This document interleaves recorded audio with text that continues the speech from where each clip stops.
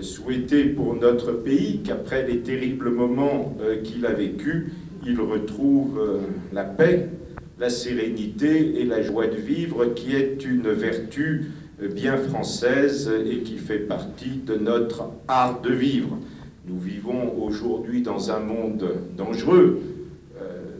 Les foyers de conflit sont multiples ici et là à travers le monde. Nous en subissons partiellement les conséquences et malheureusement nous ne maîtrisons pas toutes les données puisqu'elles sont internationales. Souhaitons que la France en 2016 échappe au terrible moment que nous avons vécu en 2015. Alors dans quelques instants, Éric Brassard va dresser un bilan de l'année écoulée, bilan qui est bon et dont il porte une large part de responsabilité. Moi, je voudrais vous dire quelques mots sur la politique générale de notre société. La Serle va bien. Je mentirais si je vous disais le contraire, même si ce n'est pas très à la mode de dire que les choses vont correctement. Aujourd'hui, il est à la mode de s'auto-flageller. Eh bien, nous ne nous auto-flagellerons pas. La Serle évolue dans un monde en permanente mutation qui nécessite de revisiter régulièrement nos paradigmes. Ce qui est vrai et marche aujourd'hui ne l'est plus forcément demain, et encore moins après-demain, nécessité d'adaptation. La sortie de crise est lente et complexe, elle s'effectue dans un contexte de forte concurrence et de prix globalement bas. Je crois que beaucoup dans la salle ne me démentiront pas.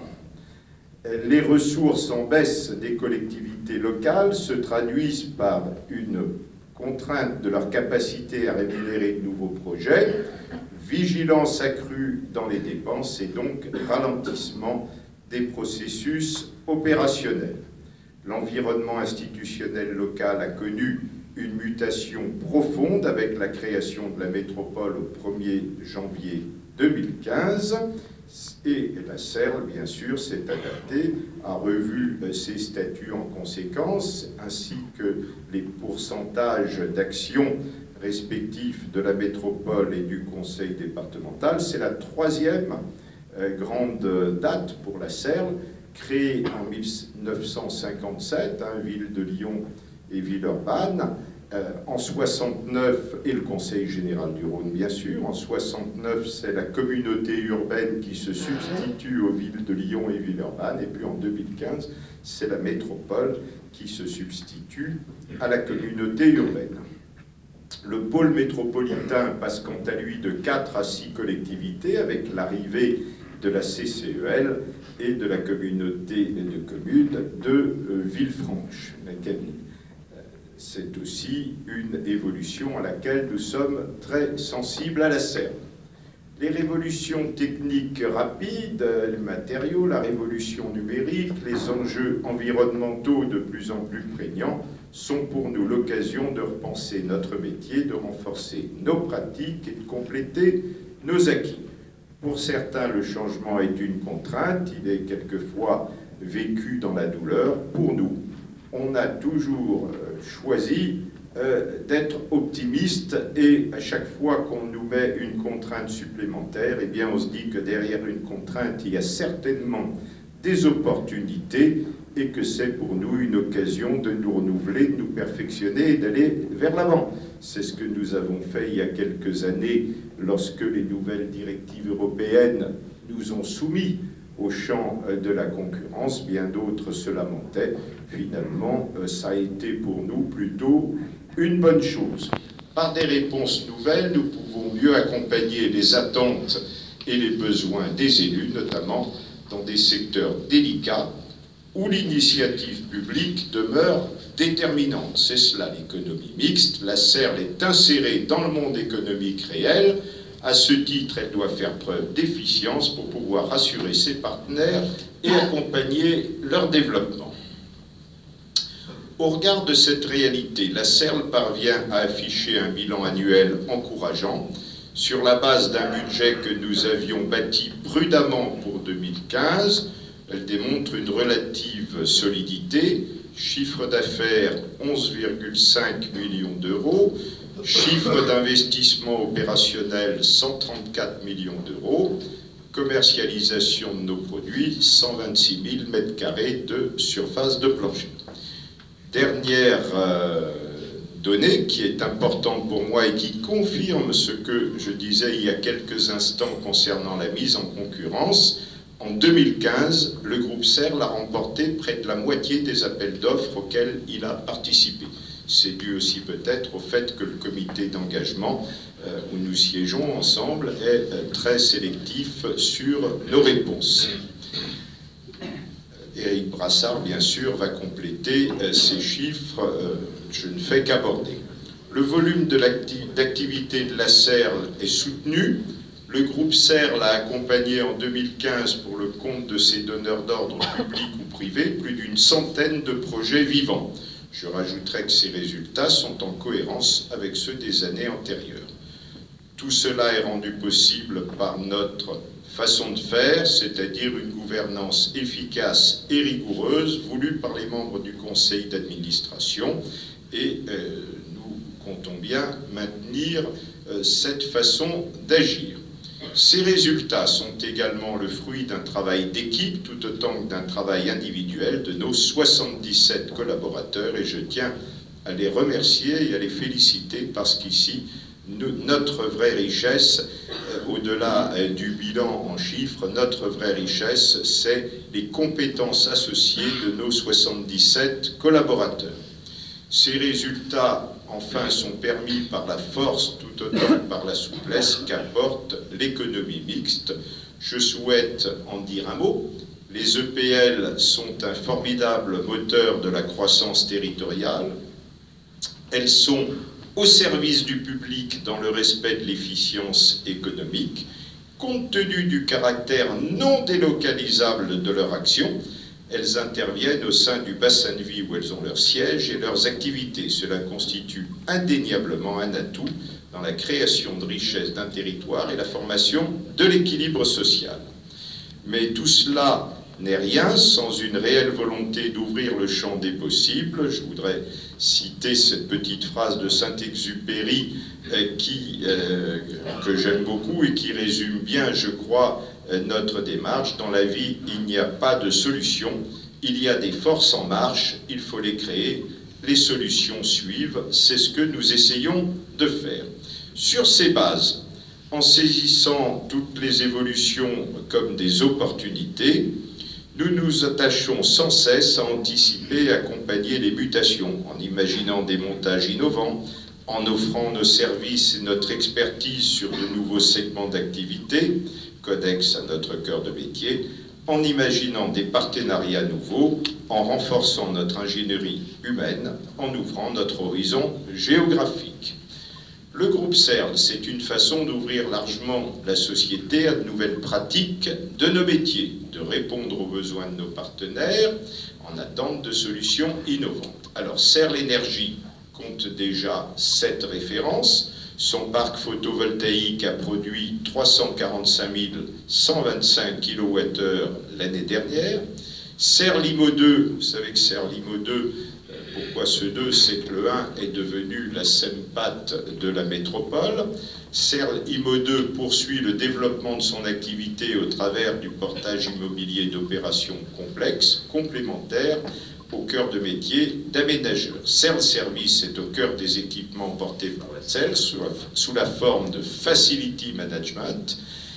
Voilà, c'est tous les services qu'on met notamment dans nos parcs d'activités. Et notre dernière activité, au sens chronologique tout au moins du terme, la sûreté-sécurité, est également en plein essor, et Éric Brassard en parlera. Ouvrant le champ du possible, nous poursuivons le développement de nos offres de services auprès de nos partenaires en explorant sans relâche de nouvelles pistes. Je voudrais par exemple évoquer avec vous le sujet du foncier. Dans nos métiers, nous le savons parfaitement, sans foncier, il n'y a pas de projet. Le foncier, c'est notre matière première. Sans financement, il n'y a pas non plus de foncier et in fine, il n'y a pas de projet.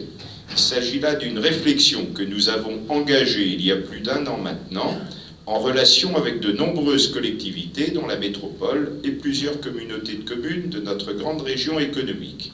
Au regard des restrictions budgétaires lourdes qui touchent l'ensemble des acteurs publics, l'objectif est d'accompagner les collectivités et d'éviter les trous d'air dans leur action de développement urbain et leur politique d'aménagement.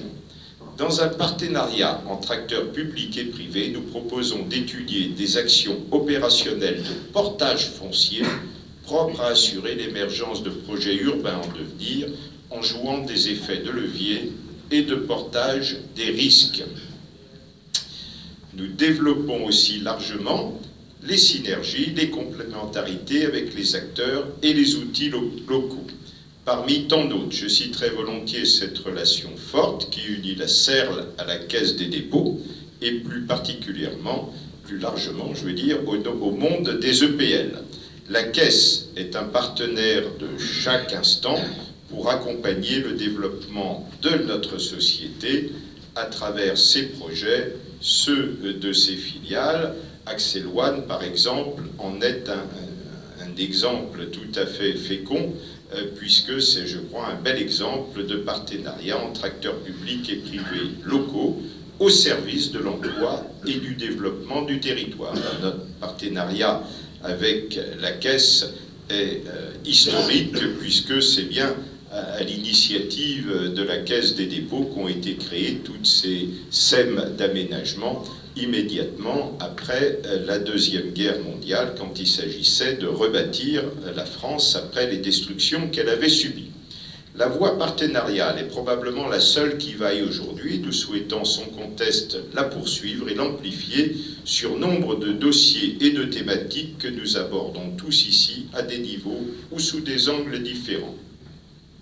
Un mot enfin sur notre présence territoriale à l'échelle des bassins de vie et des secteurs interstitiels. La CERL, dans son quotidien d'aménageur, a, je crois, une bonne connaissance et une pratique du territoire à l'échelle de la région Auvergne-Rhône-Alpes. Je ne sais pas encore dans quel ordre, mais voilà, on va prendre l'ordre alphabétique pour commencer, sur tout type de projet structurant, tant à l'échelle d'une agglomération que d'un quartier. Cette présence nous permet de nous forger une vision à la fois globale et locale du territoire et de ses perspectives d'avenir, en recherchant les partenariats avec les EPL voisines, j'en citerai au moins deux, la SEDL dans la Loire et la SARA, dont je salue le président Raymond Fessaguet, que j'ai vu il y a quelque temps, je ne sais pas s'il est là, et je crois que le directeur général, Christian Brezat, est là en face de moi. La SEDL, la SARA, c'est notre volonté de travailler avec nos partenaires et nos voisins immédiats. La CERL sait en outre prendre en compte et s'adapter aux évolutions, aux mutations de toute nature de son environnement, tout en conservant son empreinte génétique première, appréhender les territoires et les missions toujours dans le même esprit, avec souplesse et discernement, au service des projets, de l'équilibre et de l'équilibre social. Comme vous le savez, l'humanisme a toujours été notre première boussole, et c'est toujours à travers le quotidien des femmes et des hommes qui travailleront, qui habiteront dans les projets que nous réalisons, que ceux-ci sont élaborés. Notre première boussole est l'humanisme, la deuxième boussole est le respect strict de l'environnement, à travers toutes nos réalisations. Vous savez que le mot projet est un terme consacré dans notre métier d'aménageur et de constructeur. C'est un beau mot, riche de promesses d'avenir, de vie en devenir. Je vous souhaite donc également une année porteuse de grands projets à accomplir, animée par l'envie d'entreprendre et l'énergie de réussir. Au nom de tous, de notre directeur général Éric Brassard, de tous les collaborateurs du groupe CERL, je vous renouvelle tous mes vœux et vous souhaite une excellente année 2016, au cours de laquelle vous savez que, comme au cours des années précédentes, vous pourrez compter sur nous.